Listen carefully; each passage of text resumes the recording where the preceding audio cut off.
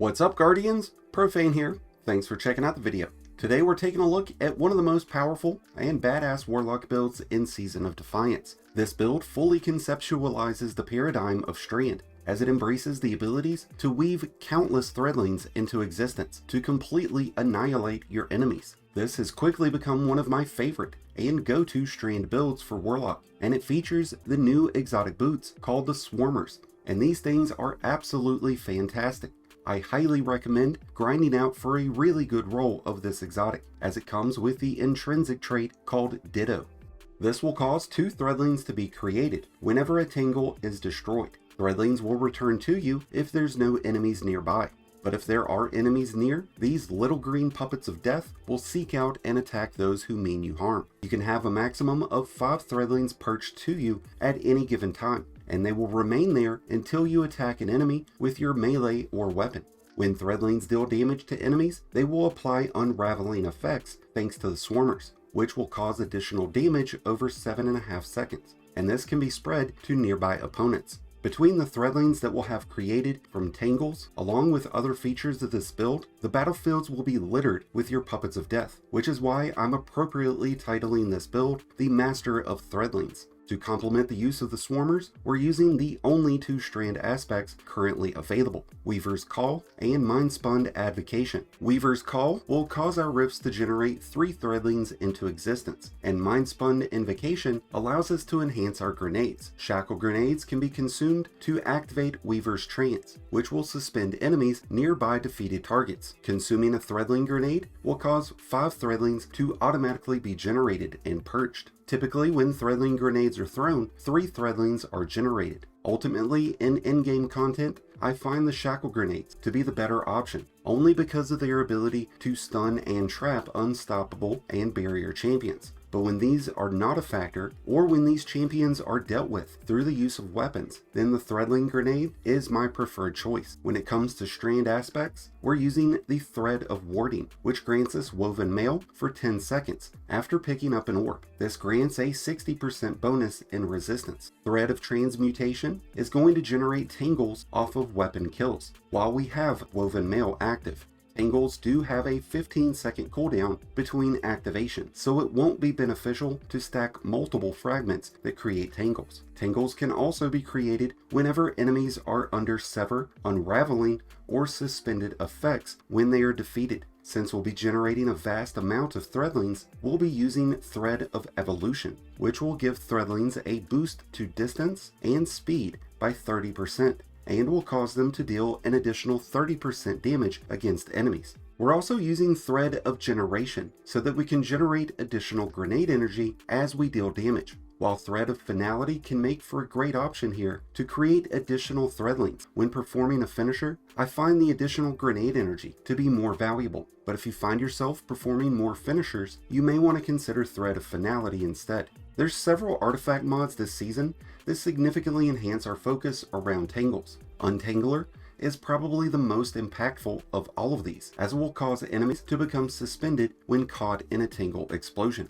A tremendous ability to have if you're going with threadling grenades, since you would lose the ability to suspend enemies. Allied Unraveling will grant Strand weapons unraveling rounds after multi-kills, which can pierce barrier shields, and emits a debuff against enemies. This will be an immensely beneficial mod when running Strand weapons, like the Fair Warning or Quicksilver Storm, but I honestly prefer using legendary Strand weapons like Rufus's Fury, Circular Logic, or Perpetualis that feature Hatchling as a weapon trait, which can create threadlings after defeating opponents. When Guardian Games goes live, the Terra Zippus Strand Scout Rifle will become available, which will pair up very nicely with this build, since it can drop with either hatchlings or explosive rounds. The Counterweave mod will generate ability energy when stunning champions, and Threaded Blast will cause tangle explosions to be larger and more harmful to your enemies. Volatile Flow and Bricks from Beyond are 2 fantastic artifact mods this season, but you'll need a Void Weapon to reap the benefits, which is why I'm using the Dead Messenger exotic grenade launcher. Wave frame grenade launchers are insanely powerful and mesh extremely well with Strand,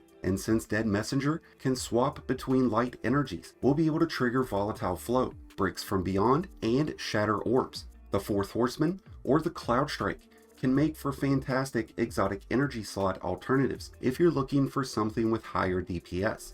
We're also using the grenade and strand authorization artifact mods, which will reduce the energy cost of those associated armor mods. And when it comes to armor, I find it best to focus towards recovery and discipline when running the swarmers. This way we can get our rift and grenade energy back much quicker, allowing us to create more threadlings. If you're falling short on either of these areas, or in resilience, which is becoming more and more of a necessary trait to focus towards, the armor font mods like Font of Focus, Font of Restoration, and Font of Endurance will be highly beneficial. In terms of armor mods, starting from helmets and working down, we're using the Dynamo mod, which will generate additional super energy when casting our rift near enemies. Strand Siphon mods will generate orbs so that we can get woven mail, along with stacks of armor charge that we'll need for fonts, kickstarts, and weapon surges.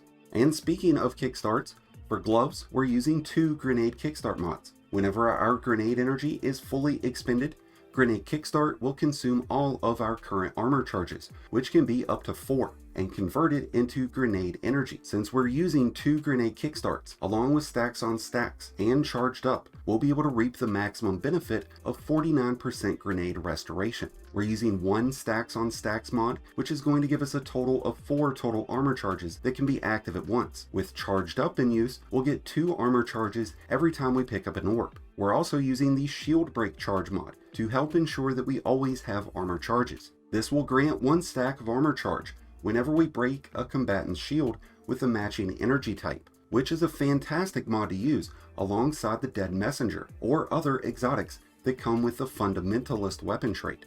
For our leg armor, we're using the Better Already mod, which will grant health restoration when collecting an orb. And we're using Innervation, which is going to restore 10% grenade energy when collecting an orb. We're also using 2 bomber mods on our class item. This will restore 25% grenade energy instantly when casting our rift. And since we're using the Reaper mod, we'll generate orbs on any weapon kill after casting the rift. Between our selections in armor mods, weapons, and class tree, we'll never be without a strand ability to use, and will never be without threadlings, making us the ultimate master of threadlings. So if you've been looking for a top tier Strand Warlock build to take into any level of content, then this is certainly it. But I'd love to hear your thoughts and impressions of the new Swarmers exotic boots and this new Strand build. Have you given it a try yet, or are you set to do so now? Or are you still looking for those exotics? Let me know in the comments below. For those who have not gotten the Swarmers yet, the Stag exotic helmet